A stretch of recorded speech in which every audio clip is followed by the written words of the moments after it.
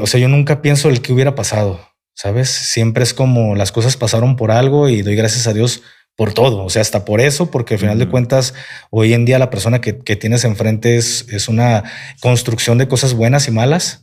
Que llegué a vivir y no cambiaré nada, ni lo malo lo cambiaría, hermano, porque es quien me hace ser hoy. Entonces, quizás si no hubiera estado en el ejército, no hubiera tenido los mismos valores que tengo hoy en día. Entonces, agradezco mucho a la institución, porque la gente puede pensar de que este vato es un güey ardido con el ejército. No, el hablar la verdad no es ser malo. Al final de cuentas, creo que así es como nos tienen acostumbrados en el sistema mexicano, que el ser honesto, que el decir la verdad, eres algo raro dentro del sistema. Entonces, no, o sea, tú estás peleando el deber ser, pero cuando yo digo las cosas de la institución, a veces la gente lo toma a mal, pero en realidad no, carnal. O sea, si yo pudiera volver a ser soldado, sería soldado exactamente lo mismo, ni un día más, ni un día menos, pero volvería a ser soldado, hermano. ¿Por qué soldado y no marino, güey? ¿Por qué soldado y no marino? Porque en ese entonces entró mucho el tema de hoy en día yo lo comprendo, por ejemplo, en el sexenio de Peña Nieto, porque me haces la pregunta de marino. Llegó un momento en el que la gente creía que la marina era lo máximo. Hoy en día la gente ya olvidó la marina como lo máximo. ¿Por qué? Porque en el sexenio del presidente Calderón, que fue en el sexenio que yo entré, se podría decir que el brazo operativo en tema bélico del gobierno federal era el ejército mexicano. El ejército mexicano era el que se utilizaba para absolutamente todo. O sea, si tú te vas a escuchar corridos de aquel tiempo, o sea, te das cuenta que en los corridos hablan de que se les pelaron a los guachos o a los verdes. O sea, siempre era el ejército mexicano. Cuando entra Enrique Peña Nieto viene con el trip de la marina. Hay muchos rumores que se escuchaban bajo el agua, pero uno de ellos es de que el ejército no entraba bajo los ojos o la buena vista del entonces presidente Enrique Peña Nieto. No nos quería. Ya cuando... ¿Por qué no los quería el ejército? Según... Dice, o sea, había muchos rumores y el ejército tiene ciertos rumores que cuando se escuchan es por algo. Había un rumor muy fuerte que era el más sonado, que Peña Nieto no nos quería por lo que había pasado en Tlatelolco. No sé si recuerdas de la matanza de Tlatelolco en la que se vieron involucrados militares y murieron muchos estudiantes. ¿Tenías conocimiento de esto? No. Pues se utilizó el ejército mexicano en aquel entonces. El presidente era Díaz Ordaz. Y pues sí, se hicieron muchas cosas en aquel entonces, pero hoy en día nos damos cuenta que el ejército fue manipulado para esa acción porque había personas infiltradas entre los estudiantes, estos famosos guantes blancos que fueron los que iniciaron la agresión hacia el personal militar, y el militar repelía la agresión, pero ya después el militar no sabía de dónde venía la agresión, porque te invito a que veas el documental. O sea, todo fue planeado por el mismo gobierno de Díaz Ordaz. O sea, todo fue planeado y utilizaron al ejército. Desgraciadamente, el ejército, si cuando yo entré, hermano, el ejército mexicano era muy reglamentario. O sea, se hacía y se sigue haciendo lo que se ordena, porque son órdenes que implican leyes y reglamentos si no lo acatas. Ahora imagínate por ahí de la década de los 60, de los 70, de los 80, de los 90. O sea, el soldado era un robot, hermano, que hacía lo que se le ordenaba. ¿Crees que en ese tiempo, güey, sí estaba más pasado de lanza de lo que era del ejército? Me refiero a que sí eran más manchados. Sí, claro. Que eran, o sea... Dentro y fuera, ¿eh? Dentro y fuera. O sea, el personal entre militares eran manchados, o sea, te tableaban, te golpeaban. O sea, era muy, muy manchado el ejército en ese entonces. Y hacia el civil también. O sea, también eran pasados. Por eso en algún momento se hacía respetar mucho el ejército mexicano, porque se pasaba también con la población en aquel entonces, la década de los 80, 90 y demás. Hasta todavía cuando entro yo a las Fuerzas Armadas, sí había abusos de autoridad por parte del ejército y demás. Entonces se dice que a raíz de este problema que hubo por parte de la gente de acá de Tlatelolco, se dice que Peña Nieto traía un pedo muy, muy interno hacia el ejército mexicano. Cuando él logra ser presidente, él dice: yo no me apoyo de la mano del ejército y me apoyo con la marina.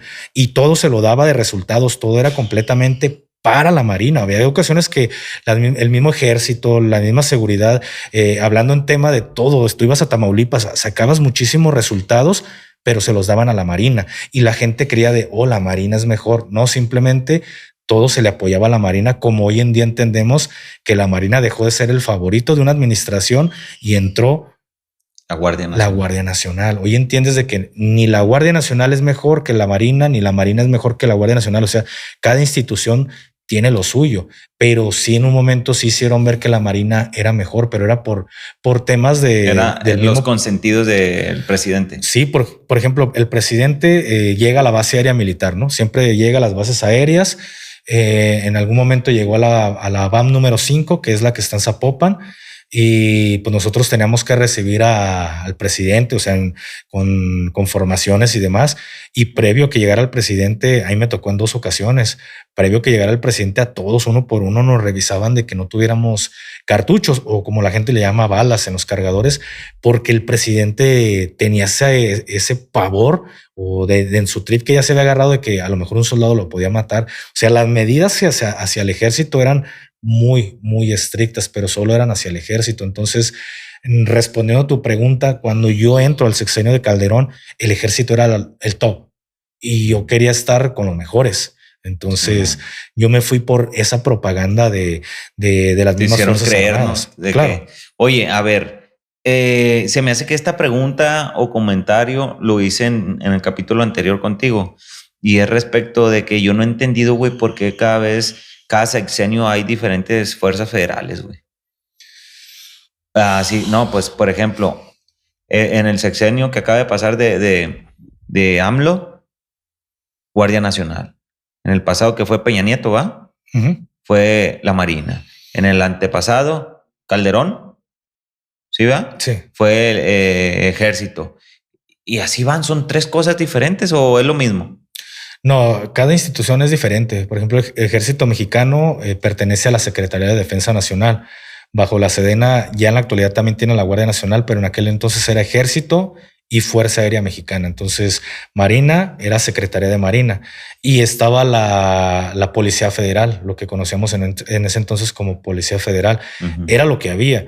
Entonces, pues cada presidente, como en todo, ¿no? Se llegan con su equipo de trabajo y se terminan apoyando mucho en una persona en específica. En este caso, pues el presidente se apoyó ante el secretario de Defensa Nacional.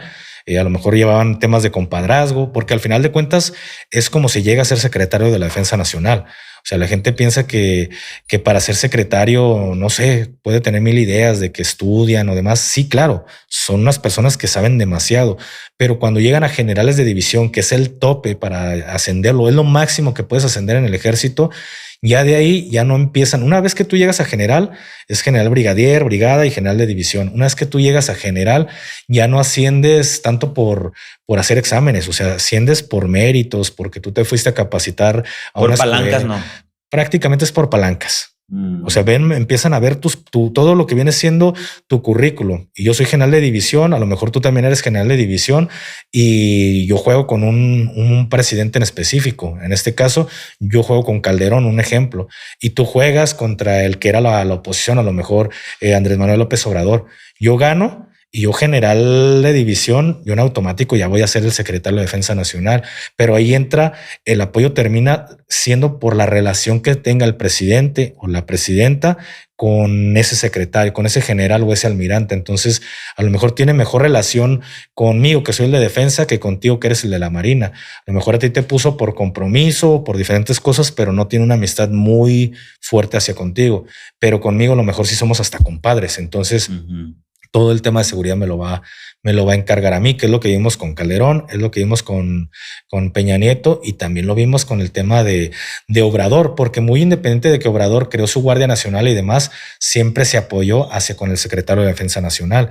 Y en la actualidad, la actual presidenta del país también se está dirigiendo hacia el secretario, pero muchas de las veces es por la relación. Es más que nada que le dan el mando por la relación, pero vemos que en la actualidad se apoya hacia el secretario de la Defensa Nacional, pero todos nos damos cuenta que el brazo derecho de la presidenta es el secretario Omar García Harfuch. Entonces te das cuenta cómo es que terminan delegándose esos poderes. Es por vista. ¿Y cómo ves tú con eso, güey? O sea, ¿estás de acuerdo que sea así, güey? El sistema de que por palancas, porque es mi compadre, porque por esto. ¿Sí lo ves bien o...? Es que mira, no, si es como yo lo viera, o sea, si yo tuviera la decisión en algún momento de decir por palancas o no, yo para empezar no haría que un secretario de defensa o secretario de Marina fuera militar. O sea, daría también la oportunidad al personal civil. Pero entiendo que no encaja ante la ideología castrense, pero lo vemos en países o en los demás países, como un ejemplo Estados Unidos, que su secretario de defensa muchas de las veces hasta son civiles, que no tienen nada que ver con el tema militar, pero son especialistas en una rama en específica. Entonces, creo que si yo pudiera, delegaría un poco más a que el civil también pudiera ser un secretario de la defensa y no solo un militar. ¿Por qué? Porque sabemos que por mucho tiempo el sistema no ha ayudado mucho a que el ejército pueda crecer. Han venido muchos secretarios buenos, pero también han venido muchos malos. Entonces creo que ocupamos a alguien que sea imparcial en ese sentido. ¿Por qué imparcial? Porque el ejército mexicano, o sea, existen las diferentes armas, no solo es decir, eres soldado y ya. O sea, hay infantería, caballería, artillería, arma blindada. Entonces, si un general de división que era caballería llega a ser secretario de Defensa Nacional, pues muchas de las veces siempre va a haber ese favoritismo hacia la caballería y no hacia las demás armas. Entonces, sí te das cuenta que mientras que unos tienen carencias, otros viven con lujos. Entonces, creo que sí metería a alguien que fuera muy imparcial en este sentido para que todos los recursos y todo el apoyo pudiera llegar igual a todos. ¿Me explico?